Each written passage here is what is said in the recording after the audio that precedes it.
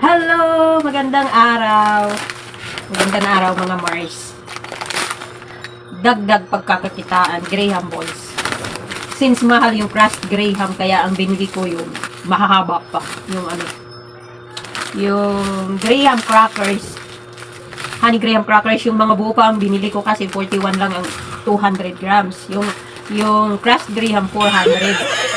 400. Yung crushed Graham ay 44. 200 grams. So, ako na lang ang magka-crush.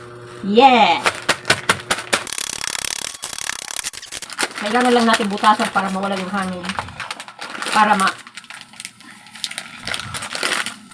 madikdik natin ng maigi. Pag may hangin kasi, hindi nadidikdik maigi, lumulubo. Ang isang ay ang apat na 400 grams,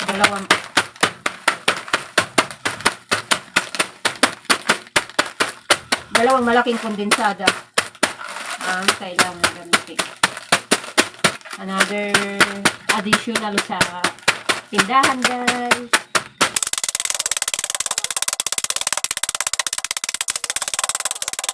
Madali lang naman mag-crush, pero lagyan mo lang ng sahod para pag nabutas, nandiyan pa din sa hindi masasayang. Sayang din yung 3 pesos na masisig. Kung sa apat, hindi may 12 pesos na bawas sa puhunan.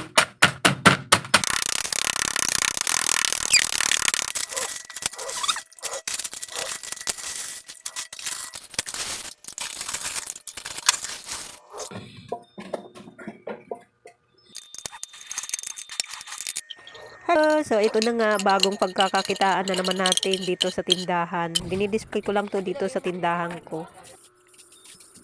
Mango flavor itong ginagawa ko ngayon. Alam nyo naman, ang mga nanay, hindi at kumitigil kakaisip kung ano ang mga pwede pang pagkakitaan. Mga extra income ba? Kaya ito, pagka walang masyadong bumibili, sinasamantala ko, gumagawa ako ng Graham ball pagka hindi masyadong marami ang nabili sa tindahan ko. At thankful pa rin tayo kasi kahit papano malakas pa rin ang katawan natin para gawin ang lahat ng mga gusto nating gawin. Kaya samantalahin na natin habang malakas pa tayo mag-isip ng mga kung ano pang pagkakakitaan. At sa wakas, nakatapos na nga, ipasok na natin sa ref.